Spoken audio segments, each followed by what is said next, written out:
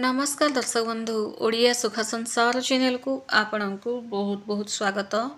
जुलाई 16, 17, 18, 19 और 20 यही जो 5 दिन ग्रह मान स्थिति अनुसार आपणकर आर्थिक स्थिति किपर रहिबो, पारिवारिक जीवन किपर रहिबो, सब किछि गोटे गोटे कर आलोचना करिवे आपणक सह।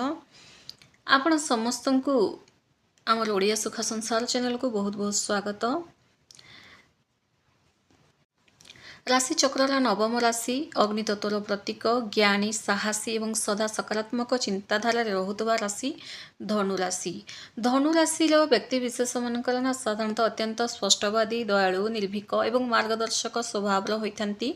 आपण माने अन्य मानक सठिक पथ देखेबारे निपुण, किंतु विगत किछि समय हेबो आपणक राशि उपरे चलतुवा राहु केतुंक प्रभाव एवं अष्टम भाव रे ग्रह स्थिति जोगु अजथा कलह, कैरियर बाधा विघ्न, गुप्त शत्रुंकर षड्यंत्र एवं मानसिक अस्थिरता दे गति करछन्ती। तासह निज जीवन साथींकर स्वास्थ्य टेंशन, आपणक परिश्रमर श्रेय अन्य माने नै जाउछन्ती एवं आपण जत्ते भल कले मध्ये लोके आपणक भूल बुझछन्ती। यह निश्चय आपणक सह जदि घटुची ताले कमेंट्स रे यह सत्य बोली लिखंतु। फ्रेंड्स निराश हुअंतु नहीं। ब्रह्मांडर ग्रह नक्षत्र माने एबे आपणकर एक नुआ विजयर संकेत देउछन्ती।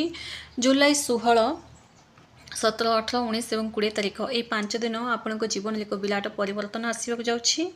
एपरि एक शुभ संयोग सृष्टि होछि जहाँ आपणकर पुराना समस्या गुड़िक एकदम समाधान करदेव। यही वीडियो रे मु आपणक सह शेयर करिवि आपणकर चाकरी, परिवार, स्वास्थ्य और भाग्य विषय। तासह मझे मझे किसी टिप्स रही कौन प्रतिकार कले यही जो 5 दिन आपणक पई अत्यंत भाग्यशाली साब्यस्त हेबे। आपणक राशि अधिपति होचंती स्वयं देवगुरु बृहस्पति, जे ज्ञान, भाग्य एवं धन समृद्धिर कारक ग्रह अटंती। गुरुदेव वर्तमान आपणकर षष्ठ भाव रे रही आपणकर राशि दशम कर्म भाव, द्वादश भाव एवं द्वितीय भाव को प्रभावित करचंती। जुलाई 16 रु 20 तारीख मध्य भाग्यस्थान सूर्यदेवंकर गोचर एवं बुध शुक्रंकर जुति आपणकर बुद्धि को अत्यंत तीक्षण कर। चंद्रदेव यही समय आपणकर कर्मस्थान, एकादश भाव, आयस्थान एवं व्ययस्थान दे अतिक्रम करछंती। एही ग्रह स्थिति सूचाउछि जे आपणक मन रे थिबा समस्त नकारात्मक चिंताधारा दूर हेबाको जाउछि। शत्रु माने आपणक आगरे नतमस्तक हेबे एवं आपणकर मानसिक दृढ़ता आपणक नुआ सफलतार शीर्ष को पहुँचेब। यह चंद्रंकर स्थिति अनुसार ही यही वीडियो बना जाइए। चंद्रंकर स्थिति अनुसार आम भाग्य उपरे यार कौन प्रभाव पड़ो तासह फ्रेंड्स वीडियो रे केवल एतिकी ही कहीपरि कि यही समय आपण भल रही सब आपण जीवन में घटो, किंतु वीडियो देखिकी केवल गोटे जगह बसी रहिले सब घटे ना, निजको किसी स्टेप नेबा आवश्यक।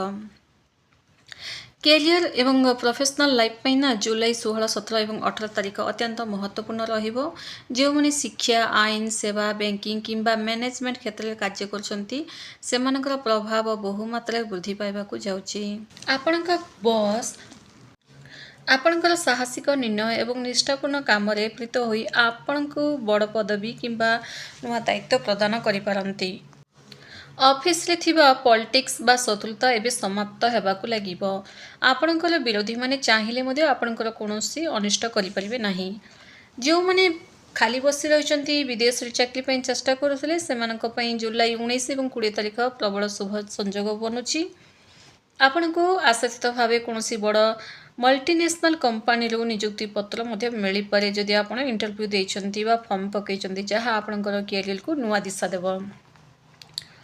आपणक राशि स्वामी देवगुरु बृहस्पति होचंती ब्रह्मांडर सबुठारु बड़ धन प्रदानकारी ग्रह। जुलाई 16 और 20 तारीख मध्य जदि आपण किसी स्वतंत्र हाई वैल्यू क्षेत्र में कार्य करती किंबा निवेश करती तेबे आपणकर आर्थिक भविष्य सुरक्षित होगा सह आपणकर बहुत कम समय बड़ सफलता आपण पाई परिबे।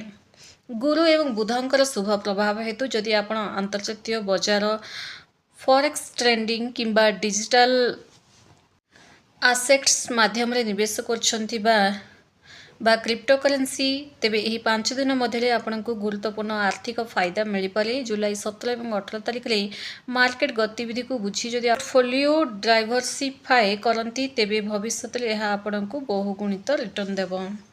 धनु राशि जो व्यक्ति माने बड़ जमी कारोबार, हाउसिंग प्रोजेक्ट किंबा व्यावसायिक कोठाबाड़ी, कमर्शियल रियल एस्टेट सह जड़ित अच्छा से समय अत्यंत अनुकूल रहिबो। ଆପଣଙ୍କ ଭାଗ୍ୟ ବଳବାନ ଥିବାରୁ କୌଣସି ପୁରୁଣା ସମ୍ପତ୍ତି ବିକ୍ରି ହୋଇ ବଡ଼ ପୁଞ୍ଜି ହାତକୁ ଆସିପାରେ। ଯଦି ଆପଣ କୌଣସି ବଡ଼ ବ୍ରାଣ୍ଡର ଫ୍ରାଞ୍ଚାଇଜ୍ ନେବାକୁ ଚାହୁଁଛନ୍ତି, ଆମଦାନୀ ରପ୍ତାନି ଇମ୍ପୋର୍ଟ ଏକ୍ସପୋର୍ଟ ବ୍ୟବସାୟ କରୁଛନ୍ତି କିମ୍ବା କେମିକାଲ୍ସ ଗ୍ଲାସ୍ ଓ ମେଟାଲ ଉଦ୍ୟୋଗ ସହ ଜଡ଼ିତ ଅଛନ୍ତି, ତେବେ ଏହି 5 ଦିନ ମଧ୍ୟରେ କରାଯାଇଥିବା ନୂଆ ଚୁକ୍ତି ଆପଣଙ୍କୁ ଆଗାମୀ ବର୍ଷ ଗୁଡ଼ିକରେ କୋଟି କୋଟି ଟଙ୍କାର ଲାଭ ଦେଖାଇବ। ଆର୍ଥିକ ମାମଲାରେ ଏହି 5 ଦିନ ମଧ୍ୟରେ ଆପଣ ଏକ ବଡ଼ ଆଶ୍ୱସ୍ତି ଅନୁଭବ କରିବେ। ଧନ ଭାବ ଉପରେ ଶୁଭ ଗ୍ରହଙ୍କର ପ୍ରଭାବ ଥିବାରୁ ଆପଣଙ୍କର ସଞ୍ଚିତ ଅର୍ଥ ବୃଦ୍ଧି ପାଇବାକୁ ଲାଗିବ ଏବଂ ଅଦରକାରୀ ଖର୍ଚ୍ଚ ସମ୍ପୂର୍ଣ୍ଣ ବନ୍ଦ ହୋଇଯିବ।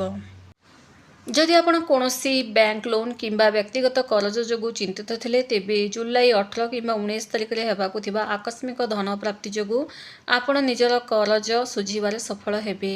କୋର୍ଟ କଚେରୀ ଫସିଯାଇଥିବା ପୈତୃକ ସମ୍ପତ୍ତି ବା ଜମିବାଡ଼ି ମାମଲାରେ ଫୈସଲା ଆପଣଙ୍କ ସପକ୍ଷରେ ଆସିବ, ଯାହାଦ୍ୱାରା ଆର୍ଥିକ ଦିଗଟି ଅତ୍ୟନ୍ତ ମଜବୁତ ରହିବ। ବର୍ତ୍ତମାନ ଆସନ୍ତୁ ଜାଣିବା ଆପଣଙ୍କର ପ୍ରେମ ସମ୍ପର୍କ ଓ ଦାମ୍ପତ୍ୟ ଜୀବନ ବିଷୟରେ। ଆପଣମାନେ ସାଧାରଣତଃ ସମ୍ପର୍କକୁ ନେଇ ଅତ୍ୟନ୍ତ ଭାବୁକ ଏବଂ ପବିତ୍ର ଚିନ୍ତାଧାରା ରଖନ୍ତି, କିନ୍ତୁ କିଛି ମନୋମାଳିନ୍ୟ ଯୋଗୁଁ ଦୂରତା ମଧ୍ୟ ବଢ଼ିଥାଏ।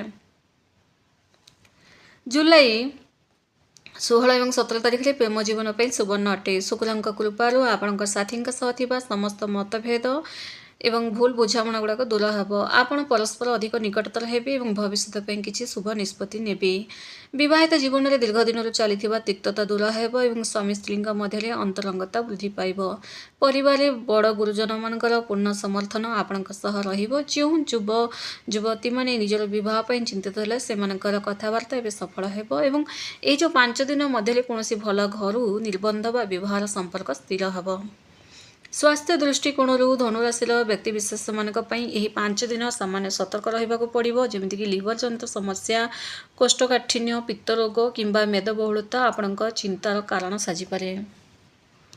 ସାମାନ୍ୟ କାମରେ ଅଧିକ କ୍ଳାନ୍ତି ଅନୁଭବ କରିବେ। ଜୁଲାଇ 19 ଏବଂ 20 ତାରିଖରେ ରାଶିର ଅଧିପତି ଗୁରୁଙ୍କର ସକାରାତ୍ମକ ପ୍ରଭାବ ହେତୁ ସ୍ୱାସ୍ଥ୍ୟରେ ଦ୍ରୁତ ସୁଧାର ଆସିବ। ପୁରୁଣା ଦୀର୍ଘକାଳୀନ ରୋଗରୁ ଉପଶମ ମିଳିବ। ସୁସ୍ଥ ରହିବା ପାଇଁ ନିଜର ଦୈନନ୍ଦିନ ଖାଦ୍ୟପେୟରେ ତେଲ ଏବଂ ମସଲାଯୁକ୍ତ ଖାଦ୍ୟକୁ କମ୍ କରନ୍ତୁ। ପ୍ରତିଦିନ ୟୋଗା ଏବଂ ଗ୍ରୀନ୍ ଟି ସେବନ କଲେ ଆପଣଙ୍କ ସ୍ୱାସ୍ଥ୍ୟ ଭଲ ରହିବ ଏବଂ ଫିଟ୍ ରହିବ, ଚେହେରା ମଧ୍ୟ ଗ୍ଲୋ କରିବ। ପାଣି ମଧ୍ୟ ସଫିସିଏଣ୍ଟ ପିଅନ୍ତୁ। ଦେଖନ୍ତୁ, ସମୟ ଯେତେ ଭଲ ଥିଲେ ମଧ୍ୟ କିଛି ମୁହୂର୍ତ୍ତରେ ସାମାନ୍ୟ ସାବଧାନତା ମଧ୍ୟ ରହିବା ଆବଶ୍ୟକ। ଯେମିତିକି ଜୁଲାଇ 16 ତାରିଖରେ ଦିନ କାର୍ଯ୍ୟକ୍ଷେତ୍ରରେ କୌଣସି ଅଯଥା ଯୁକ୍ତିତର୍କ କିମ୍ବା ପଲିଟିକ୍ସରେ ପଶନ୍ତୁ ନାହିଁ। ମୁହଁ ବନ୍ଦ କରି ରଖିବା ଆପଣଙ୍କ ପାଇଁ ଭଲ ରହିବ। ଜୁଲାଇ 17 ତାରିଖ କାହାକୁ ଟଙ୍କା ଦିଅନ୍ତୁ ନାହିଁ କିମ୍ବା ଆଖି ବନ୍ଦ କରି କୌଣସି ସିକ୍ୟୁରିଟି ଗାର୍ଡ ଉପରେ ବେଶୀ ବିଶ୍ୱାସ ମଧ୍ୟ କରନ୍ତୁ ନାହିଁ। ଜୁଲାଇ 18 ତାରିଖରେ ଦୂରଯାତ୍ରା ସମୟରେ ନିଜର ଗାଡ଼ିର ସ୍ପିଡ୍ ସୀମିତ ରଖନ୍ତୁ। ଟ୍ରାଫିକ୍ ନିୟମର ଉଲ୍ଲଂଘନ କରି ଚାଲନ୍ତୁ। ଜୁଲାଇ 19 ତାରିଖରେ ନିଜର ବ୍ୟବସାୟିକ ଗୋପନୀୟ କଥା ବା ନିବେଶ ପ୍ଲାନ୍ ଅନ୍ୟ କାହା ଆଗରେ ପ୍ରକାଶ କରନ୍ତୁ ନାହିଁ। ଜୁଲାଇ 20 ତାରିଖରେ କୌଣସି ଡକୁମେଣ୍ଟସରେ ଦସ୍ତଖତ କରିବା ପୂର୍ବରୁ ତାକୁ ଭଲ ଭାବରେ ପଢ଼ନ୍ତୁ ଏବଂ ବୁଝନ୍ତୁ, ତାପରେ ଯାଇକି ସିଗ୍ନେଚର କରନ୍ତୁ। ଏହି ସମୟରେ କ'ଣ କରିବା ଉଚିତ? ପ୍ରତି ଗୁରୁବାର ଦିନ କିମ୍ବା ପ୍ରତିଦିନ ସକାଳେ ଗାଈକୁ ବୁଟ ଡାଲି ଏବଂ ଗୁଡ଼ ଖାଇବାକୁ ଦିଅନ୍ତୁ। ଏହା ସହିତ କୌଣସି ଅସହାୟ ବ୍ୟକ୍ତିଙ୍କୁ ବା ବ୍ରାହ୍ମଣଙ୍କୁ, ବୃଦ୍ଧଙ୍କୁ ହଳଦୀ, ବୁଟ ଡାଲି କିମ୍ବା ହଳଦିଆ ବସ୍ତ୍ର ଦାନ କରନ୍ତୁ। ପ୍ରତିଦିନ ସକାଳେ ସ୍ନାନ ସାରି ନିଜର କପାଳ ନାଭିରେ କେଶର କିମ୍ବା କଞ୍ଚା ହଳଦୀର ତିଲକ ନିଶ୍ଚୟ ଲଗାନ୍ତୁ। ଏହାଦ୍ୱାରା ଆପଣଙ୍କର ବ୍ୟକ୍ତିତ୍ୱର ଚୁମ୍ବକୀୟ ଆକର୍ଷଣ ବୃଦ୍ଧି ପାଇବ। ତା ସହ ପ୍ରତିଦିନ ଭଗବାନ ବିଷ୍ଣୁ କିମ୍ବା ଶ୍ରୀ ଜଗନ୍ନାଥଙ୍କ ଆଗରେ ଘିଅ ଦୀପଟେ ଜାଳି ଓମ୍ ନମୋ ଭଗବତେ ବାସୁଦେବାୟ ମନ୍ତ୍ରଟି 108 ଲେଖା ଜପ କରନ୍ତୁ। ଧନୁରାଶି ସବୁ ନକାରାତ୍ମକ ଭାବନାରୁ ମନକୁ ପୋଛି ଦୃଢ଼ ବିଶ୍ୱାସ ଏବଂ ସାହସ ସହ ଆଗକୁ ବଢ଼ନ୍ତୁ। ଫ୍ରେଣ୍ଡସ୍, ଭଗବାନଙ୍କର ଆଶୀର୍ବାଦରୁ ନା ଏହି ଜୁଲାଇ 16ରୁ 20 ତାରିଖ ଆପଣଙ୍କ ଜୀବନକୁ ନୂଆ ସୁଖ, ସମୃଦ୍ଧି ଏବଂ ପ୍ରଚୁର ସଫଳତାର ଭରିଦେବାର ସମୟ ଆସୁଛି। କମେଣ୍ଟସରେ ଶ୍ରଦ୍ଧା ଏବଂ ଭକ୍ତି ଏବଂ ବିଶ୍ୱାସର ସହ ଜୟ ଜଗନ୍ନାଥ ନିହାତି ଲେଖନ୍ତୁ। ଧନ୍ୟବାଦ।